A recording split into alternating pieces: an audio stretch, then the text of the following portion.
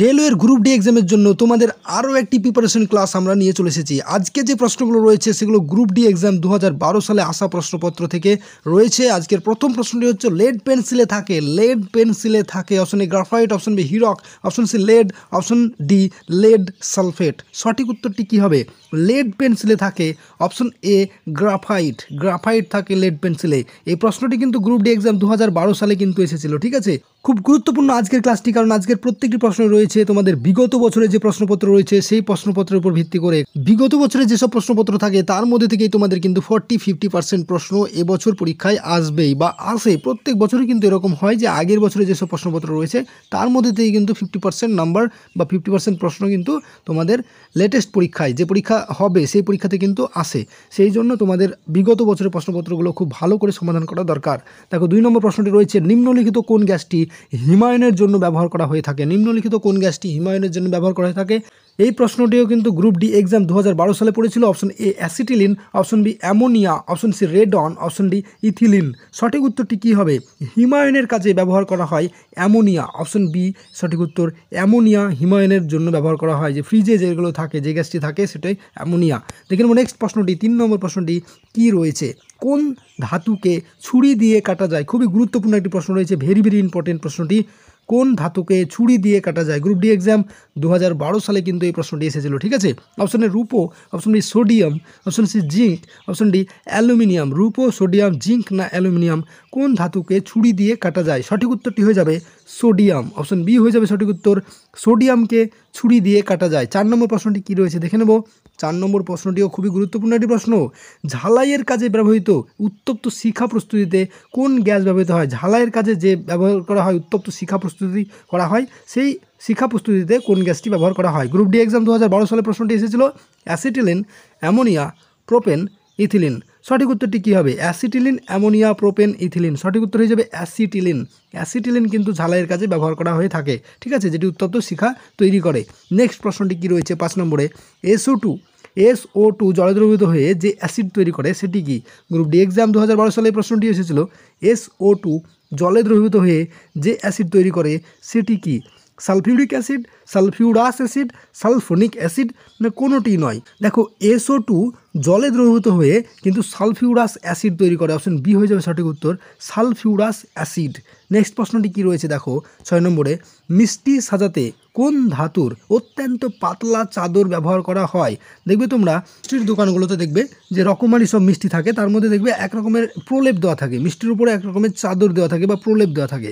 সেই প্রলেপটি কিসের প্রলেপ? Option A aluminium, option B রূপো, option C zinc, option D তামা। সঠিক উত্তরটি কী হবে? অপশন বি হয়ে যাবে রূপোর প্রলেপ দেওয়া থাকে। দেখবে এক সাদা রঙের একটি প্রলেপ দেওয়া থাকে, সেটি কিন্তু রূপোর প্রলেপ দেওয়া থাকে। ঠিক আছে, দেখে নেব নেক্সট প্রশ্নটি, 7 নম্বর প্রশ্নটি কী রয়েছে?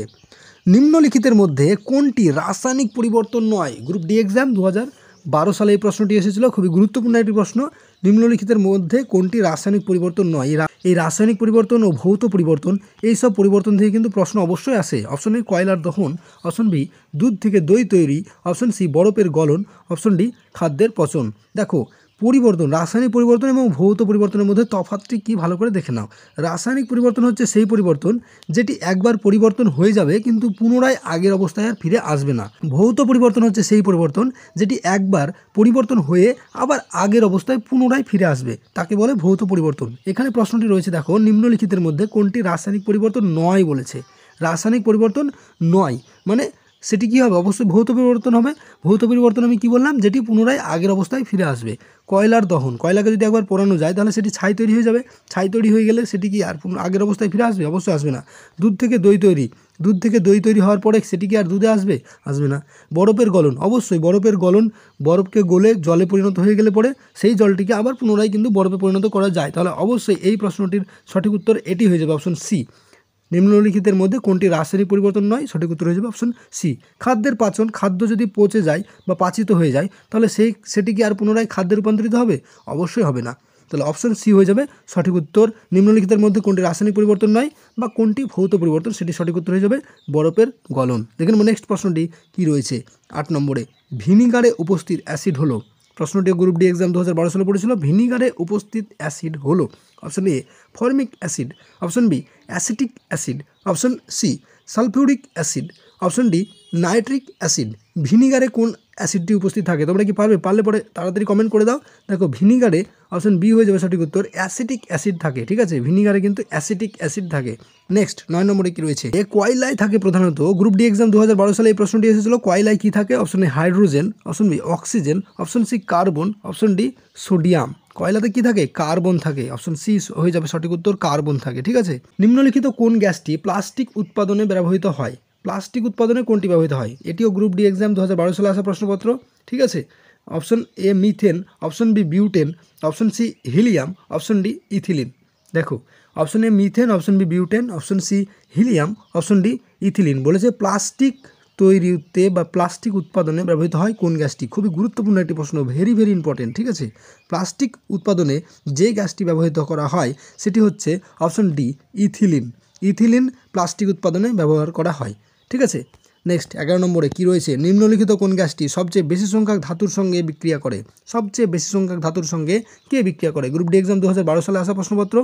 কে বিক্রিয়া করে? Option A hydrogen, option B oxygen, option C helium, option D carbon ডাই অক্সাইড। সঠিক উত্তর কী হবে? দেখো অক্সিজেন হয়ে যাবে সঠিক উত্তর, অপশন বি হয়ে যাবে সঠিক উত্তর। সবচেয়ে বেশি সংখ্যক ধাতুর সঙ্গে কিন্তু অক্সিজেনই বিক্রিয়া করে। নেক্সট প্রশ্নটি কী রয়েছে 12 নম্বরে? কেটে যাওয়া দুধে কোন ধরনের অ্যাসিড থাকে? কেটে যাওয়া দুধে কোন ধরনের অ্যাসিড থাকে? গ্রুপ ডি এক্সাম 2012 সালে আসা প্রশ্ন। Option A tartaric acid, option B citrus acid, option C acetic acid, option D lactic acid. দেখো যে দুধটি কেটে যায়, ঠিক আছে, বা ছানায় পরিবর্তন হয়ে যায়, সেই দুধে কোন ধরনের অ্যাসিড থাকে? সঠিক উত্তর হয়ে যাবে অপশন ডি ল্যাকটিক অ্যাসিড থাকে। ল্যাকটিক অ্যাসিড থাকে। ঠিক আছে, তো এই ছিল আমাদের আজকের ক্লাস এবং আজকের প্রত্যেকটি প্রশ্ন গ্রুপ ডি এক্সাম 2012 সালে আসা প্রশ্নপত্র থেকে রয়েছে। দেখো আমাদের পরবর্তী ক্লাসটিও কিন্তু আবার গ্রুপ ডি এক্সাম 2012 সালে যেসব প্রশ্নপত্র ছিল সেই প্রশ্নপত্র থেকে কিন্তু পরবর্তী ক্লাসটি নিয়ে আসা হবে। তোমরা এখনও পর্যন্ত যারা আমাদের চ্যানেলটিকে সাবস্ক্রাইব করে রাখোনি তারা অবশ্যই সাবস্ক্রাইব করে নাও।